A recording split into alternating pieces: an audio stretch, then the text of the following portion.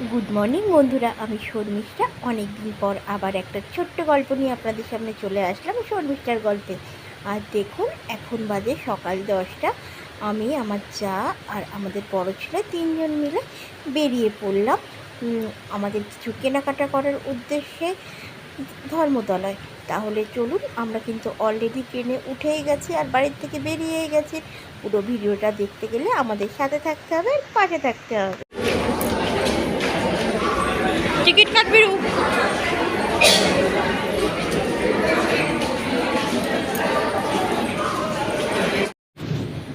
ট্রেনে ছিল প্রচণ্ড ভিড়।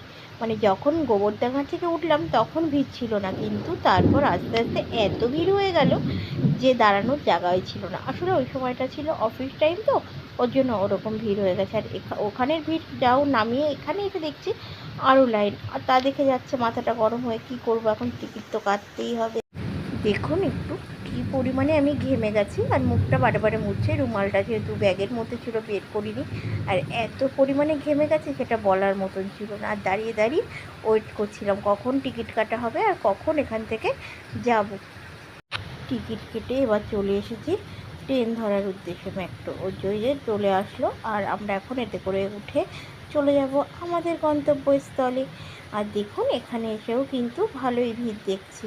মানে ভিড় ছাড়া যেন কোনো কথাই নেই। আর ভিড়টা দেখলে যেন শরীরটা আমার, মানে এত অস্বস্তি লাগে আর এত শরীর খারাপ লাগে সেটা বলার মতো না। ভিড় জিনিসটা যেন আমি নিতে পারি না, কেন কি জানে। আসলে এত পরিমাণে জার্নি করার অভ্যাসটা আমার নেই ছোটোবেলার থেকে, ওর জন্য এখন প্রচণ্ড আমার অসুবিধা হয়। তাও মনের জন্যে বেরিয়ে পড়ি, কিন্তু মনের জন্যে বেরোলে কী হবে, অবশেষে কিন্তু ক্লান্ত হয়ে বাড়ি ফিরি। এটাই হলো। মেট্রোয় উঠে এদের চারজনকে দেখে আমাদের সেই ছোট্টবেলা বান্ধবীদের কথা সব মনে পড়ে গেল। এইভাবে বসে বেঞ্চে গল্প করা, কত রকমের গল্প করা, বেশ ভালোই লাগলো দেখে এদের। অবশেষে চলে আসলাম সিলেদার্সে, যেখানে আমরা জুতো নেব বলে এসেছি। আর এখানে এসে এত ভিড়, এত ভিড়, সেটা বলার মতন ছিল না। আর ঠিকঠাক করে ক্যামেরা করতে পারছিলাম না, যেহেতু এখানে ক্যামেরা করা সেভাবে দেখানো যায় না। তাও টুকটুক করে যেটুক পেরেছি সেটুক তুলেছি। মোটামুটি এখান থেকে জুতো কিনেছি, কিনে বেশ কয়েকজনের জুতো কিনলাম তিনজনের জন্য। আর এখানে এসেছি অবশেষে ব্যাগের শোরুমে যাব না তা কখনোই হবে না, হয় না। তার জন্য টুকটুক করে চলে গেলাম ব্যাগের শোরুমে। ব্যাগের শোরুমে যেটা ঢুকে দেখলাম এত পরিমাণে ব্যাগের দাম ধরা ছোঁয়ার বাইরে, তাই আর হাত দেওয়ার চেষ্টা করলাম না। ছোট্ট ছোট্ট ব্যাগগুলো দেখলাম, বেশ ভালোই লাগলো।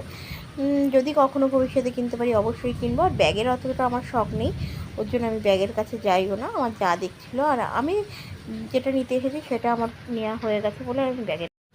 আর দেখেন, রাস্তার উপরে যে ফুটের উপরে যেসব মালপত্র বিক্রি হয় সেই সব জায়গায় এত ভিড় ছিল সেটা বলার মতন ছিল না। আমরা কিন্তু জুতো কিনে অবশেষে কিন্তু ফুটের উপরের থেকেও কিছু টুকটাক কেনাকাটা করে নিয়েছি, যেগুলো ছোট্টখাট্টো জিনিস যেগুলো আমাদের মানে দেখে পছন্দ হয়েছে অবশ্যই কিনেছি। আর বাইরেও কিন্তু ফুটের উপর এত সুন্দর সুন্দর ব্যাগ ছিল, সেগুলো বলার মতন ছিল না। ব্যাগ ছিল, কুর্তি ছিল, প্রচুর, মানে সমস্ত কিছু ছিল। আর এত দূর এসেছি, সহজে তো আসা হয় না, তাই সব কিছুই একটু নাড়িয়ে চাড়িয়ে দেখে, দামপত্র দেখে কিছু কেনাকাটা করে নিয়ে তবেই কিন্তু ফিরবো। আমরা এসেছি কিন্তু আসলে জুতো কেনার জন্য। জুতোটা তো হয়েই গেছে, এবার এত দূর যখন এসেছে কিছু ঘুরবো না, জাননি তো মহিলাদের যেটা স্বভাব, যেখানে যায় পুরো সব কিছু ঘুটে ঘাটে দেখে তবে ফেরে। আর আমাদের কথা ছিল যাব, জুতো নেব, আর মানে তাড়াতাড়ি রিটার্ন ব্যাক করব, কিন্তু সেটা আর হলো না। আমাদের ফিরতে ফিরতে প্রায় সন্ধে, কেন রাত হয়ে গেছিলো। মানে সন্ধে সন্ধে হয়ে গেছিলো, রাত হয়নি, সরি।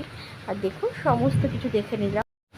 জানেন তো, সত্যি কথা বলতে বিয়ের আগে কখনোই সেইভাবে বেরোতে পারিনি, যেহেতু আমার মা সব চিরদিনই অসুস্থ ছিল। মা ছাড়া তো আর কেউ ছিল না, ওর জন্য মার সাথে তেমনভাবে কোথাও যাওয়া হয়নি। বাপের বাড়ির ওখান থেকেই সমস্ত কিছু কেনাকাটা করেছি। আর এখন বিয়ের পরে যাবে দুজন বেশ বান্ধবীর মতন, যেখানে মন চায় সেখানেই চলে যাই। কিন্তু আমার একটু সমস্যা হয়, আমি ট্রেনে বাসে উঠতে পারি না, এটাই আমার মেন সমস্যা। তাহলেও তার মধ্যেও ইচ্ছা করে করে আসি। কষ্ট হয়ে যায় ঠিক, আমার প্রচণ্ড কষ্ট হয়ে যায়, মানে আমার মানে যেটা হয়, অভ্যাস না থাকলে যেটা হয়। আর দেখুন, এখানে দেখতে দেখতে কত রকমের সেট, এখান থেকেও কিন্তু কিছু কিনে নিয়েছি। আর ভালো লাগলো দেখে। জানি না বাইরে কেমন দাম, তবে এখান থেকে কিনে আমাদের অনেকটাই পুষিয়েছে। একটা দুটো নিইনি, অনেকগুলো করেই নিয়েছি। শাড়ি পরি না, তবুও দেখে পছন্দ হলো।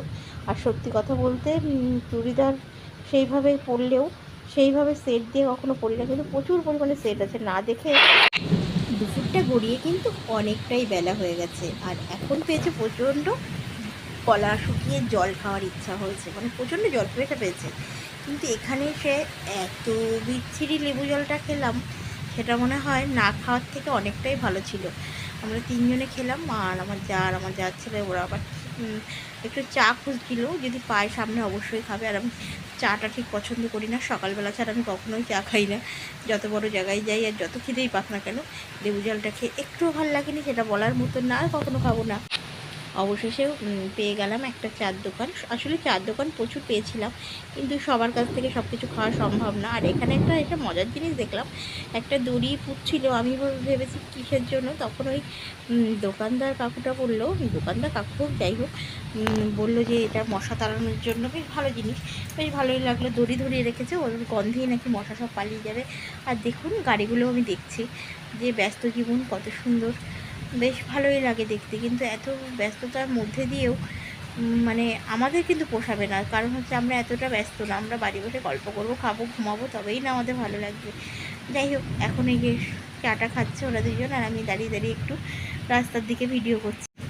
অবশেষে যা হোক কেনাকাটা করে এবার ফিরতে হলো, কারণ বেলাটা অনেকটাই হয়ে গেল। সকালবেলা 10টায় বেরিয়েছি, আর এখন বাজে প্রায় 4টে, 4:30 বাজে। যাই হোক, এরকম বাজে ঘড়িটা ঠিক আমি দেখিনি, ওই জন্য বলতে পারলাম না। আর এই যে এখন বেরিয়ে যাচ্ছি, একটু ধরবো, তারপর সেখান থেকে দমদম, সেখান থেকে আবার ট্রেন, তারপর গোবরডাঙ্গা, এরকমভাবেই বাড়ি আসতে হবে। কিন্তু জানি এখন অফিস টাইম, প্রচণ্ড ভিড় হবে, আর প্রচণ্ড ভিড় হলেই তো অসুবিধা। বেশি ভিড়ে তো আমার আবার কষ্ট হয়, এটা তো বলেছি আগে অনেকবার। আর এই যে যার মালপত্র নিয়ে এগিয়ে যাচ্ছে আগে আগে।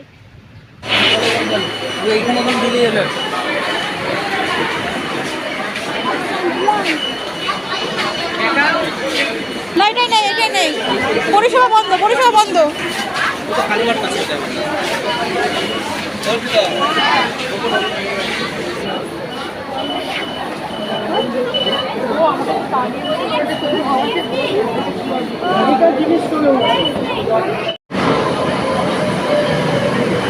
আগে নামতে দিবি,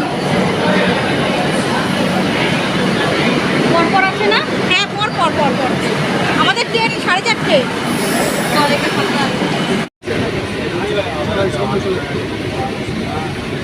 নটা স্টেশন, শিয়ালদা দিয়ে, ওই দমদম দিয়ে নটা স্টেশন। পরবর্তী স্টেশন চাঁদনি চক, প্ল্যাটফর্ম ডান দিকে। अगला स्टेशन चांदनी चौक, प्लेटफॉर्म दाहिने तरफ। The next station Chandni Chowk. The platform is on the right side. Metro থেকে নেমেই দৌড়ে ধরলাম আমাদের বনগাঁ লোকাল। আর জানেনই তো বনগাঁ লোকাল মানে, অনেকেই জানেন যাদের বনগাঁর দিকে বাড়ি, তারা অনেকেই জানবেন বনগাঁ লোকাল মানে সবসময় ভিড়। আর এই দেখুন প্রচণ্ড ভিড়ে উঠে গেছে আমরা বনগাঁ লোকালে। অনেকক্ষণ আগে বাড়ি পৌঁছে বিশ্রাম করে মাথায় ভালো করে তেল দিয়ে স্নানটা করে নিয়েছি, কারণ বাড়ি এসে প্রচণ্ড দুর্বল লাগছিলো আর মাথাটাও ঘুরছিলো। তাই জন্য ভালো করে স্নান করে একটু শুয়ে তারপর চলে আসলাম উপরে, কারণ হচ্ছে পেটে প্রচণ্ড খিদে, কিছু তো খেতে হবে। এসে দেখি মাছের ঝোল, ভাত, আর একটা তরকারি ছিল আর শাক। ভাবলাম যে মাছের ঝোলটা দিয়ে ভাতটা খেয়ে এবার গিয়ে ঘুমিয়ে পড়ার কাজ, কারণ হচ্ছে শাশুড়ি মা সমস্ত কিছু রেডি করে রেখেছিলো, আর রাত্রে কোনো রান্না বান্না করা লাগবে না।